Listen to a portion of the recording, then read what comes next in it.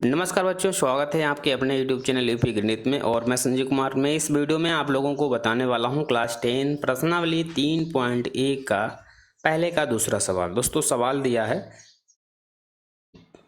5 pencil तथा 7 कलमों का मूल्य 50 रुपये है, जबकि 7 पेंसिल और 5 कलमों का मूल्य 46 रुपये है। तो एक पेंसिल तथा एक कलम का मूल्य ज्ञात करना है। दोस्तों, इस प्रश्न को आप लोगों को ग्राफ द्वारा सॉल्व करना है। अगर आप लोगों को ग्राफ द्वारा सवाल सॉल्व करना नहीं आता है तो यार इस वीडियो के बाद आप ग्राफ द्वारा सारे सवालों को आसानी से लगा सकते हैं। तो सबसे पहले बच्चों करना क्या पड़ेगा, मुझे एक पेंसिल तथा एक कलम का मूल्य ज्ञात करना है। तो मान के चलेंगे, लिखेंगे माना एक पेंसिल का मूल्य x रुपये। ठीक है, इसमें दो वस्तुओं के बारे में बताया गया है। तो एक वस्तु का मूल्य मैंने x रुपये मान लिया और दूसरी वस्तु कौन सी थी, कलम, उसका मूल्य मैंने माना है y रुपये। ठीक है, जब दो वस्तुओं के बारे में बताया जाता है तो एक वस्तु का मूल्य x रुपये हो जाएगा, दूसरी वस्तु का मूल्य y रुपये हो जाएगा। अब प्रश्न में दिया है 5 पेंसिल 7 कलमों का मूल्य 50 रुपये है। ठीक है, जब एक पेंसिल का मूल्य कितना है बच्चों, एक पेंसिल का मूल्य कितना है, x है, तो 5 पेंसिल बराबर कितना हो जाएगा, 5x। इसी तरीके से एक कलम का मूल्य y रुपये है तो 7 कलमों का मूल्य कितना हो जाएगा, 7y। तो हम क्या करेंगे, 5x प्लस 7y बराबर हमारा 50 हो जाएगा। इसे हम समीकरण बच्चों क्या मानेंगे, ये फर्स्ट मान लेंगे। ठीक है, इसी तरीके से दूसरे स्टेप में हम क्या करना है, 7 पेंसिल तथा 5 कलमों का मूल्य 46 रुपये है। मैंने आपको बताया पेंसिल का मूल्य मैंने कितना माना, x रुपये। तो यहाँ पेंसिल हैं कितनी, 7, तो हमारा कितना हो जाएगा, 7x हो जाएगा। कलम का मूल्य मैंने y माना, तो यहाँ कितने कलम है, 5, तो यहाँ 5y हो जाएगा। ठीक है, तो लिखेंगे 7x प्लस 5y बराबर हमारा क्या हो जाएगा, 46। इसको समीकरण नंबर हम 2 बना लेंगे बच्चों। ठीक है, अब मेरे पास समीकरण 1 समीकरण 2 मेरे पास हो गए। हम क्या करेंगे, समीकरण 2 को सॉल्व करके समीकरण 2 में से हम 2 मान निकालेंगे, समीकरण 1 में से भी 2 मान निकालेंगे और इनको मुझे ग्राफ में से दिखाना है किस तरीके से इसमें ग्राफ में इसके मान को हम भरते हैं। ठीक है, हम क्या करेंगे, समीकरण फर्स्ट से बच्चों बिल्कुल ध्यान से हमको समझना है। ये समीकरण हमारा फर्स्ट कौन सा दिया है, 5x प्लस 7y बराबर 50 दिया है। ये हमारा समीकरण फर्स्ट था। ठीक है, समीकरण फर्स्ट से हम क्या करेंगे, इसमें x बराबर कितना बच्चों रख देंगे, इसमें x बराबर हम 10 रखते हैं। ठीक है, लिखेंगे x बराबर कितना रखने पर, 10। जहाँ x है वहाँ पर मुझे कितना कर देना है, 10 रख देना है। तो हम लिखेंगे 5 और गुणे इस x के जगह पर कर देंगे 10 प्लस 7 y बराबर हमारा कितना हो जाएगा बच्चों, 50 था, 50 ही लिखा रहेगा। 10 पन्ना हमारा कितना हो जाएगा, 50 प्लस 7y बराबर मेरे 50 है तो 50 ही रहेगा। ठीक है बच्चों, 7y बराबर कितना हो जाएगा, 50, और ये भी उधर जाएगा 50, तुम्हारा माइनस में हो जाएगा। तो y बराबर कितना होगा, 0 और बटे में 7, तो हमारा कितना बच्चों हो जाएगा, ये हमारा हो जाएगा y बराबर 0। जो मेरे बिंदु पहले आए जिसको हम a से डिनोट करेंगे, x का मान पहले लिखा जाता है, x का मान मैंने माना था 10 और y का मान बच्चों कितना आया था, 0, तो हमारा 10 का मान 0 हो जाएंगे। ये हमारा पहला बिंदु निकल के आ गया। इसी तरीके से आप क्या करेंगे, इसी समीकरण में फर्स्ट ही समीकरण में आपकी मान दूसरा बदलेंगे। ये मान आप अपने हिसाब से रख सकते हैं। मैंने यहाँ पर x का मान 10 रखा था, आप इस प्रश्न में x के जगह पर कुछ भी रख सकते हैं, 10 है, 5 है, 8 है, जो भी आपकी इच्छा हो वो इसमें रख के और हम y का मान आसानी से निकाल सकते हैं। जो भी मान आता है x का मान पहले लिखा जाता है और y का मान बच्चों बाद में लिखा जाता है। अब क्या करना है, इसी समीकरण में हम अब की x बराबर कितना रखेंगे दोस्तों, अब की हम x जो दिया है इसके जगह पर हम -4 रख देंगे। कितना रखेंगे, -4 समीकरण 1 में रख देंगे। समीकरण 1 में क्या करेंगे, -4 रखने पर समीकरण 1 हमारा था 5x प्लस 7y बराबर 50 था। तो जहाँ पर हमारा x दिया है उसके जगह पर मुझे 4 रख देना है। ठीक है, ये 5 गुणे -4 प्लस 7y बराबर 50 है। ठीक है, अब हमारा इसका मल्टीप्लाई हो जाएगी, 5 चौको 20 माइनस का हो जाएगा, 7y बराबर हमारा बच्चों 50 हो गया। ठीक है, तो इस तरीके से हम क्या करेंगे, अगर आप लोगों को सॉल्व करना, सवाल को सॉल्व करना, कैलकुलेशन करना आता है तो यार सारे सवाल आसानी से सीख जाएंगे। ठीक है, ये हमारा 7y हो जाएगा, बराबर में 50 था तो 50 ऐसे लिखेंगे। ये 20 है, बराबर से पहले लिखा था, जैसे ही बराबर के उधर ले जाएंगे संख्या का मान चिन्ह बदल जाता है, ठीक है। पक्षांतर करना आपको पता ही होगा। अब क्या करेंगे, ये हमारा कितना हो जाएगा, ये हमारा हो जाएगा बच्चों 70, ठीक है। 20 में 50 जोड़ेंगे 70 हो जाएगा। y बराबर क्या हो जाएगा, 70 बटे हमारा कितना बच्चों हो जाएगा 7, 7 से डिवाइड कर देंगे 10 अति 70। तो y का मान बच्चों हमारा कितना आ जाएगा 10, ठीक है।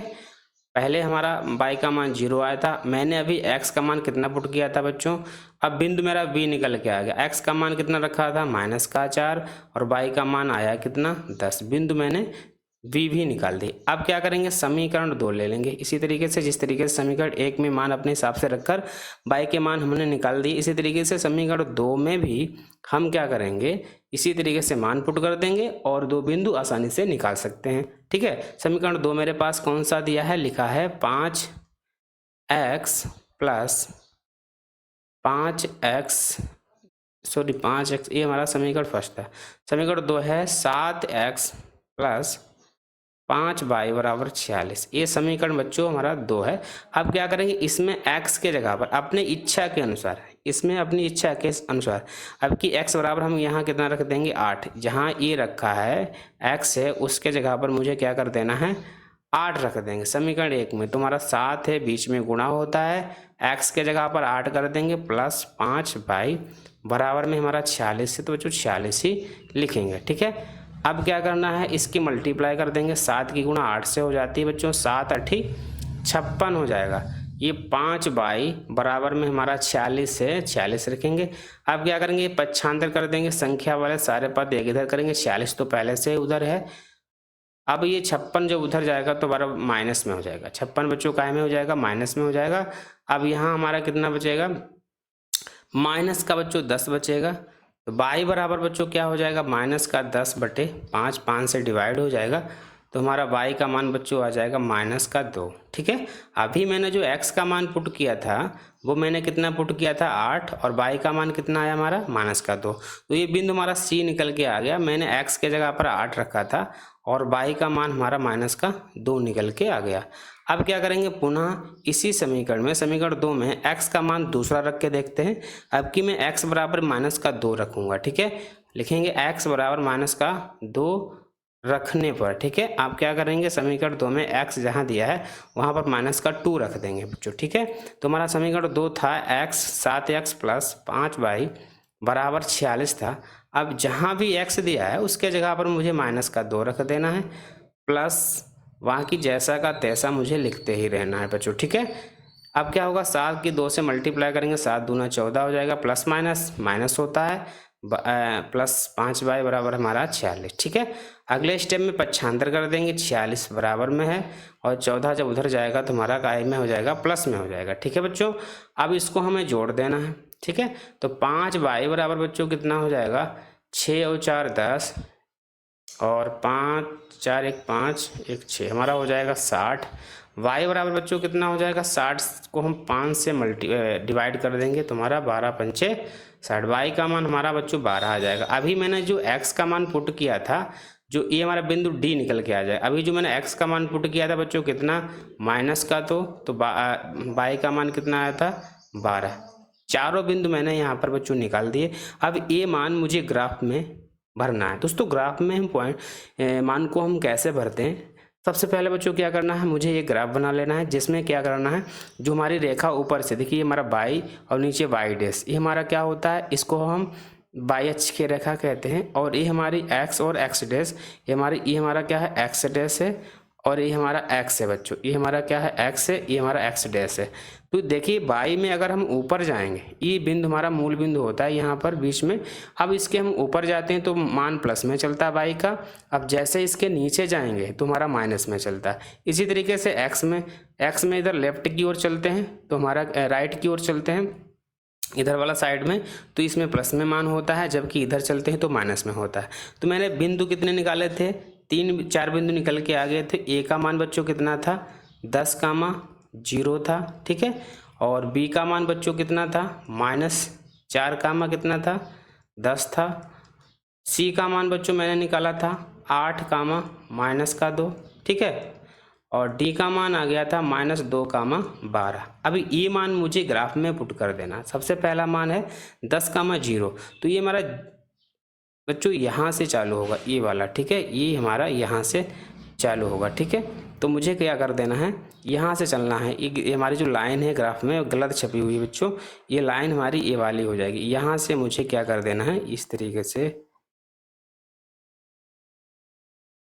पुट कर देना, ठीक है। ये लाइन बना लेंगे। हम क्या करेंगे, यहाँ 10,0 है, तो हम क्या करेंगे, यहाँ से चलेंगे 1 2 3 4 5 6 7 8 9 10। ये बिंदु हमारा यहाँ पर आ गया 10। अब 0, ये तो हमारा कितना पहला मान जो होता है बच्चों, ये x का होता है, जो दूसरा मान होता है वो y का मान होता है। तो मुझे क्या करना है, 10 चलना है x में, प्लस है ना, तो प्लस में x इधर जाता है, माइनस में x होता है तो इधर चलते हैं, ठीक है। तो हमारा 10 इधर जाएगा और y का मान 0, तो y का ऊपर चलेंगे तो 0 चलना, 0 आए तो हमारा इसका मतलब y यहीं पर होगा। तो हमारा जो बिंदु है ये वाला, एक बिंदु हमारा ये निकल के आ गया। दूसरा बिंदु है -4,10। अब ये हमारा पहला मान x का होता है, लेकिन अगर माइनस में दिया है तो मुझे इस साइड में चलना है, इधर चलना है। तो हमारा 1 2 3 4, ये हमारा यहाँ है। अब ऊपर चलना है 10, 1 2 3 4 5 6 7 8 9 10। अब बिंदु हमारा जो दूसरा है b, ये हमारा यहाँ पर आ गया, ठीक है।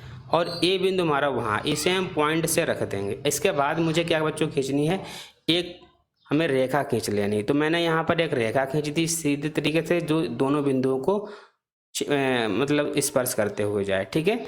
इसी तरीके से हमारा सी बिंदु था, सी वाला, तो सी में भी मुझे इसी तरीके से कर लेना है। सी बिंदु में क्या होता है, 8,-2 है, तो ये पहला होता है x है, दूसरा होता है y। तो 8 चलना है x में और 8 प्लस का है, तो हमें x में +8 इधर जाएगा, तो 8 यहाँ तक हो गया, ठीक है। इसके बाद -2 है, ये दूसरा वाला मान बच्चों y का होता है। अगर माइनस में है तो y हम नीचे चलेंगे, तुम्हारा 8 हो गया, और नीचे चलेंगे 2, 1 2, ठीक है। ये हमारा मान हो जाएगा, ठीक है। इसी तरीके से हमारा d है, इसमें -2, x हमारा माइनस में है, तो x माइनस में है तो इधर चलेंगे, तो ये हमारा -2 हुआ। ऊपर 12 चलेंगे तो 12 हमारा ये आ जाएगा, ठीक है। ये वाला हमारा 12 आ जाएगा, तो यहाँ से इसको हम पॉइंट कर देंगे। अगली इसी तरीके से मैं दूसरी रेखा इसी तरीके से खींच ली।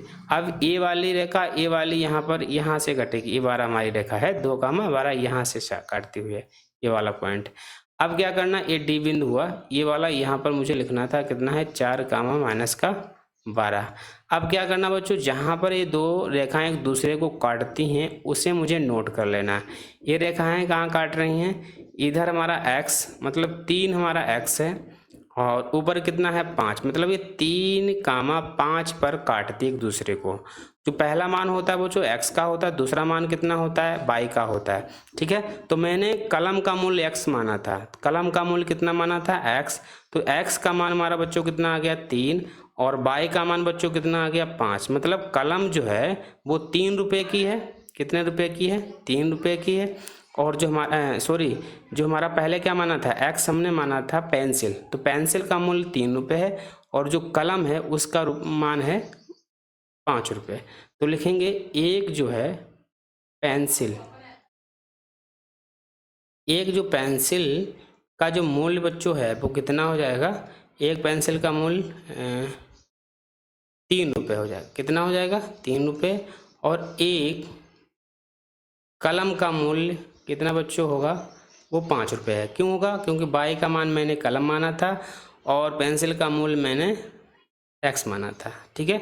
तो इस तरीके से इस प्रश्न को आप आसानी से सॉल्व कर सकते हैं। उम्मीद करता हूँ ये वीडियो आपको पसंद ही आया होगा। अगर वीडियो पसंद आए तो वीडियो को लाइक करना, शेयर करना। अगर आप मेरे चैनल पर नए हैं तो चैनल को सब्सक्राइब भी जरूर करें।